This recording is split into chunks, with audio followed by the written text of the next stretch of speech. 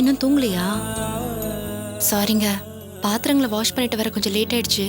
நீங்க போய் தூங்குங்க. ஆமா, படுத்தோடனே சந்தோஷமா தூக்கம் வந்துரும் பாரு. போய் தூங்குறதுக்கு பேச வந்துட்டா. என்னாச்சுங்க? என்னாச்சா? பொண்டாட்டியை சந்தோஷமா வச்சுக்க தெரியாத நீங்க கூட்டு வந்து என்ன ப்ரூவ் பண்ணிட்டல. இதெல்லாம் தேவையா எனக்கு? இல்லைங்க, வீடுனா இப்படி சின்ன சின்னதா. பேசாத, பெருசா பேச வந்துட்டா. எல்லாம் தெரிஞ்ச மாதிரி தத்துவம் பேசி இதையும் மறைக்க பாக்குறியா? இவ்வளவு விஷயம் நடந்திருக்கு, ஏன் என்கிட்ட சொல்லல? சொல்லக்கூடாதுன்னு நீங்க தானே. ஆமா, அப்படியே எதுவுமே சொல்லக்கூடாதுன்னு அக்ரிமெண்ட் போட்டு சைன் பண்ணி கொடுத்துருக்கல. இந்த விஷயத்தை என்கிட்ட இருந்து மறைக்கிறதுக்கு எனக்கு வர்ற கோத்துக்கு அம்மாவை அவங்க நினைச்சால எனக்கு பத்திக்கிட்டு வருது. இப்படியே மனசாட்சி இல்லாம நடந்துப்பாங்க. தேங்க்ஸ்ங்க. எங்க நீங்க ஏதாவது பேசிடுவீங்களோ நான் பயந்துகிட்டே இருந்தேன். நல்ல வேளை சைலண்டா இருந்துட்டீங்க.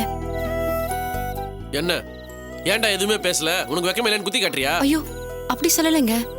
நீங்க அத்தை கிட்ட ஏதாவது பேசியிருந்தா பிரச்சனை இன்னும் பெருசா இருக்கும். புவி மாமா கிட்ட அவங்க எப்படி பேசினாங்கன்னு பாத்தீங்கல்ல? ஆமா, எல்லாரும் இஷ்டத்துக்கு பேசிட்டே இருப்பாங்க. அதை பார்த்துட்டு சும்மா இருக்க சொல்றியா? போதும் துளசி, என்னால இது மேல பொறுத்த முடியாது. ஆமா, ஏங்க, உங்க வைஃப் ஒரு நாள் கூட பசியோட இருக்க கூடாதா? குடும்பம்னா சின்ன சின்ன பிரச்சனைங்க இருக்கதான் செய்யும். அதெல்லாம் பொறுத்துக்கிட்டு தானே போயாகணும். நீ ஊர்ல இல்லாத கஷ்டத்துல அனுபவிச்சுட்டு இதான் எனக்கு சொர்க்கம், இதான் எனக்கு சந்தோஷம் சொல்லிட்டே இரு. நானும் என் வைஃப் சாப்பிட கிடைக்காம பசியோட சந்தோஷமா இருக்கான்னு ஊரெல்லாம் டமார் அடிச்சுட்டு வரேன். இது வெளியே கேட்கறவன் என்ன செருப்பால் அடிக்க மாட்டான்? இப்படி மனசாட்சியில நடந்துக்கிறோம். உன்னை காப்பாற்ற நம்பிங்க வந்திருக்க. இன்னைக்கு உன்னை பார்க்க வச்சு சாப்பிட்டவங்க நாளைக்கு உனக்கு ஒரு கஷ்டம் எப்படி ஹெல்ப் பண்ணுவான்னு நினைக்கிறேன்? கஷ்டமோ நஷ்டமோ அது நமக்குள்ளேயே இருக்கட்டும். இந்த வீடு நமக்கு தேவையே கிடையாது. நாளைக்கு இந்த வீட்டை காலி பண்ணிட்டு போயிட்டே இருப்போம். ஏன் இவ்வளவு அவசரப்படுறீங்க? இந்த பாரு, நம்பி வந்து பொண்டாட்டியை சந்தோஷமா வச்சுக்கலாம் கூட பரவாயில்ல. ஆனா பசிச்ச வாய்க்கு சோறு போடலனா நீ எல்லாம் ஒரு ஆம்பளைன்னு என்ன காரி துப்புவாங்க தெரியுமா? நான் சொல்றது கொஞ்சம் கேக்குறீங்களா? வெளியே போய் பாருங்க, எத்தனை பேர் சாப்பாடு கிடைக்காம தவிச்சிட்டு இருக்காங்கன்னு. நான் ஒரு நாள் பசியோட இருந்துட்டா உடனே எல்லாத்தையும் தூக்கி போட்டுட்டு ஓடிடலாங்கிறீங்க. போயிட்டா நம்ம கஷ்டம்லாம் தீந்துருமா? அப்படி தீந்துரும்னா சொல்லுங்க, நான் ஒரு வார்த்தை கூட பேசாம உங்க பின்னாடி வந்துகிட்டே இருக்கேன். சொல்ல முடியுமா உங்களால? முடியாதுல்ல? நாம எங்க போனாலும் நம்மளோட கஷ்டம் நிழல் மாதிரி பின்னாடி வந்துகிட்டே தான் இருக்கும். எங்கேயோ போய் அனுபவிக்கிற கஷ்டத்தை இங்கே அனுபவிச்சா என்னங்கிற? ஏன் குட்டிமா நீ என்ன சித்திரவதை பண்ற? நிஜமாவே நான் உன்னை நினைச்சு ரொம்ப ஃபீல் பண்றேன். இது வரைக்கும் என்னால் நீ எந்த சந்தோஷமும் அனுபவிச்சதே இல்லை. கல்யாணம் பண்ண முதல் நாள் ஆரம்பிச்சு இன்னி வரைக்கும் அவமானத்தை அசிங்கத்தையும் தவிர வேற எதுவுமே நீ பார்க்கல. என்னாலதானே இதெல்லாம் ரொம்ப வேதனையா இருக்கு குட்டிமா. ஏன் இப்படி பேசுறீங்க? நான் இதையெல்லாம் ஒரு வேதனையாவே எடுத்துக்கல. எனக்கு நீங்க மட்டும் இருந்தா போதுங்க. என்ன நம்பி வந்து உன்னை பசியால துடிக்க வச்சிருக்கேனே, நான் ஒரு மனுஷனா?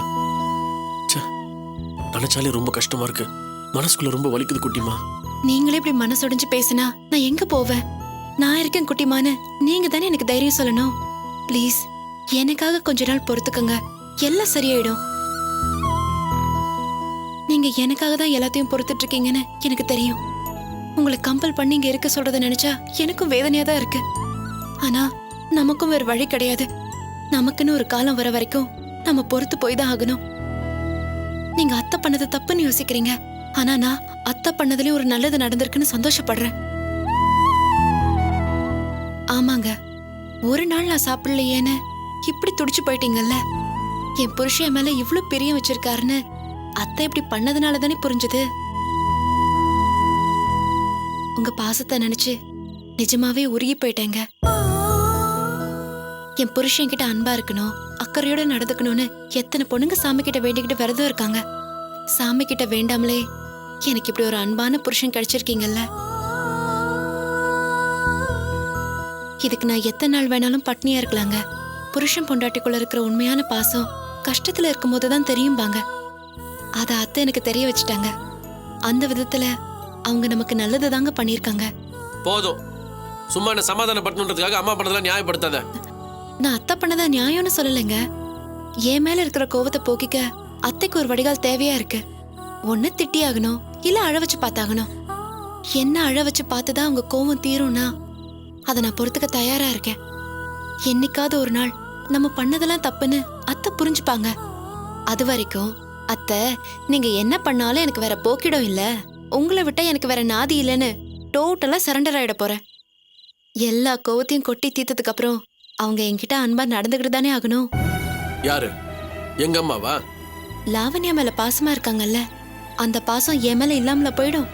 என்னை திட்டி திட்டி அவங்க வெறுப்பெல்லாம் தீர்ந்ததுக்கு அப்புறம் அவங்க கிட்ட பாசம் மட்டும்தான் மிச்சம் இருக்கும். அன்னைக்கு நானும் அத்தையும் தாயும் மகளும் போல இருக்கிறத பார்த்து நீங்க ஆச்சரியப்படத்தான் போறீங்க. இது நடக்குதா இல்லையான்னு பாருங்க. எனக்கு நம்பிக்கை இல்ல. பாப்போம், உன் நம்பிக்கை ஒர்க் அவுட் ஆகுதானே? இங்க பாருங்க, எனக்கு தெரிஞ்சு இதெல்லாம் சின்ன பிரச்சனை. இப்ப என்ன, நமக்குன்னு ஒரு இடம் வந்துருச்சு, இங்கே இருப்போம். இனிமே நான் படிக்கிறதுல எந்த பிரச்சனையும் இல்லைல்ல. இனிமே அக்காவும் நானும் தான் சமைக்க போறோம். அதனால குட்டிமா பசியோட இருப்பாங்கிற கவலையே வேணாம். அத்தை பேசுறத மட்டும் கொஞ்சம் பொறுத்துட்டு போயிட்டா எல்லாம் சரியாயிடும். அதான் எல்லா பிரச்சனையும் சால்வ் ஆயிடுச்சுன்னு சொல்றேன்ல. இன்னும் ஏன் முகத்தை தூக்கி வச்சிட்டு இருக்கீங்க? என் செல்லம்ல, எனக்காக, உங்க குட்டிமாவுக்காக இன்னும் கொஞ்ச நாள் பொறுத்துக்கோங்க ப்ளீஸ். ம், பார்ப்போம்.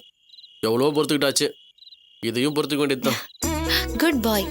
என் எக்ஸாம் முடிஞ்சதும் உங்ககிட்ட இன்னும் நிறைய நிறைய பேசணும், ஆசை தீர பேசணும். அது வரைக்கும் குட்டிமாவை நினைச்சுக்கிட்டே போய் தூங்குங்க.